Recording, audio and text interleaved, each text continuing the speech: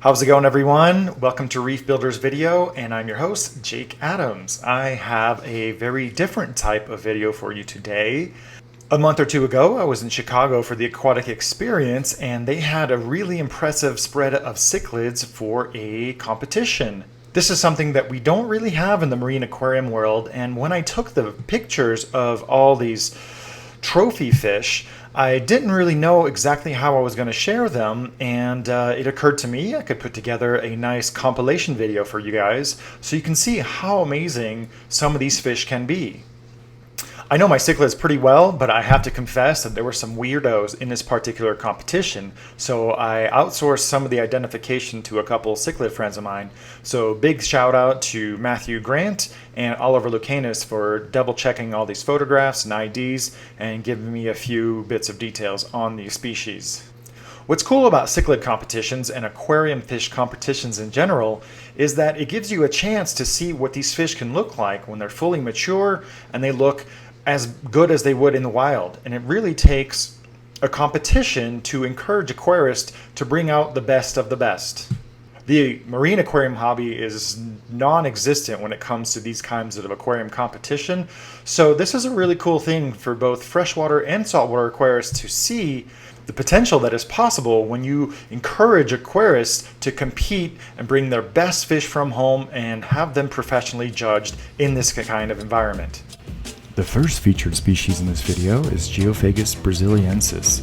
This is a very common fish, but rarely do you get to see a fully mature male specimen with that green spandling across the body and really long fins. Likewise, the red terror, or Amphilophus festae, only shows that brilliant red-orange coloration when the males reach mature size. Next up, Acarichthys heckelli, the threadfin cichlid, is a close relative of Geophagus with a less shovel-faced head. It might be a little bit light on color, but has lots of really cool accent and those unique thread fins to its dorsal. The big bruiser, Parachromis dovii, the dovii cichlid, is one of the largest cichlids commonly kept in aquariums. They can grow to 24 inches, more commonly 18, and this specimen was right around 14 inches long. Much less often seen is the Guianacara geayi. The bandit cichlid looks somewhat like a Geophagus, a little bit like a cupid cichlid, and this is another species with subtle coloration that's really brought out with the flash.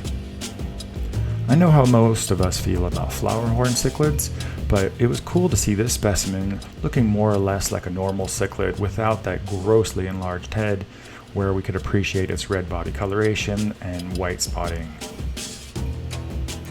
Another Geophagus, Geophagus winemilleri, is a popular species for its red accents to most of its fins with lots of blue stripes and patterns throughout. A little bit on the smaller side, Crenicichla regani is what you get when you hypothetically cross a pike cichlid with a dwarf cichlid. So you have the shape of a pike, but the small size and disposition of a dwarf cichlid. I really like other types and other species of angelfish, such as this Pterophyllum leopodi. The interesting angled face looks a lot like a festivum, and it has a little bit of greenish coloration, which looks great in a planted tank. On the other end of the spectrum, this Pinoy angelfish, a variety of Pterophyllum scalare, is another gorgeous fish which has a great blue coloration that is hard to bring out without the use of flash. Now, I'm really familiar with Hap compressiceps, but when I saw this fish that looks a lot more like a peacock cichlid, I knew it was something different. This is Dimidiochromis strigatus. Really cool fish. It wasn't that large, so not fully mature, but lots of potential. And one of my favorites, the cichlid from Tanganyika, Neolamprologus leleupi, sometimes called a firecracker cichlid, is usually very yellow. This specimen was sporting quite a lot of red, orange coloration, and really nice size. This Publicochromis signatus, according to Oliver Lucanus, is perhaps a different species because it doesn't have the spot on its tail, perhaps an artifact being kept in a tank, but still a beautiful specimen either way. This is a fish, Gnathochromis permaxiliaris, that I've really only seen in pictures before, It looks like a featherfin with some lamprologus tendencies, but much larger, more like the featherfins. And of course, gotta show you some peacocks like this Aulonocara jacobfreibergi. This particular variety is from Undu Reef, with yellow coloration really concentrated in all of its fins. Really a beautiful specimen. Now, what cichlid list would be complete without at least one beautiful Oscar? I know this is a really common fish, but when you see a nice specimen, there's just no denying that red coloration on the black body is something really pretty.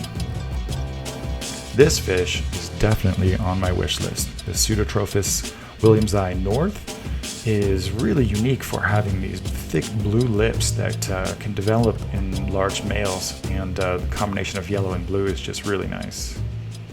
Paratilapia bleakeri. There's a lot of varieties of this fish. I actually bred this species quite a bit back in college, and it has potential to develop a bright yellow nuchal hump and those blue spots around the body. Really beautiful fish. And this is one I'm not very familiar with, Cryptoheros penamensis red. This red variety is a wild type, and I don't really know that much about this fish, but the light rosy coloration really grabbed my attention. Another fish that I've been familiar with for many years but never really saw a mature specimen is this Cacetaea umbrifera. My understanding is that these have filter feeding abilities, but I'm not sure how that translates to aquarium life.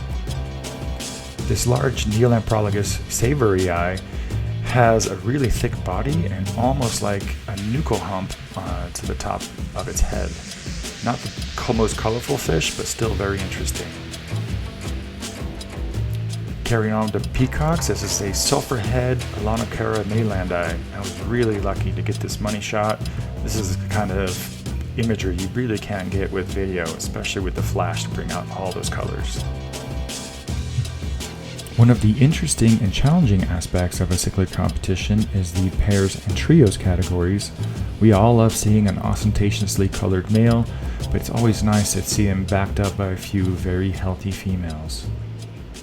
No cichlid competition is complete without a few showy discus. You really need to see a discus competition to see how crazy and amazing these fish can get, but nevertheless, this particular discus held his own on the crowded field. This is an unusual specimen that I'm not familiar with, Acarichthys pearsi, also known as the Pantano cichlid. Light on color, but just real big beefy body and really the peak of health. Really cool fish. This guy was definitely one of the stars of the show. This Aulonocara species walteri from Likoma Island had elongated fins for days. It looks like a domesticated variety, but as far as I can gather, this is a wild occurring type. This was, for me, one of the most eye-grabbing fish at the show. This Paratherops bifasciata, sometimes known as a bifa for short. This is the only fish that I'm going to show you several pictures of because he just had this beautiful opalescent rainbow color all throughout, the beginning of a nuchal hump, and just really cool pattern. Surprisingly, the best in show was this large and perfect checkerboard cichlid, Dichrosis filamentosus. Just goes to show you the biggest fish is not necessarily the best, and this was one of the finest examples of this species I've ever seen in my life. So there you have it, you guys. I hope you enjoyed the spread of trophy fish from the cichlid competition at the Aquatic Experience. It was a lot of fun seeing the fish, photographing the fish, but really I hope that you guys got a lot out of it. And I just want to say a serious thank you to all the really positive comments that I've received on the videos that I've uploaded in the last few weeks. It's really encouraging, and you guys keep it up. Let me know which of these fish were your favorites. Maybe you keep some of these in your aquarium. Maybe your fish looks nicer. Let us know. Definitely hit the comments. If you like this video, please hit the like button, share, and subscribe. Tell your friends. It takes a lot of work, but with your support, it's really worth it. So stay tuned for a lot more great videos, and until next time, stay wet.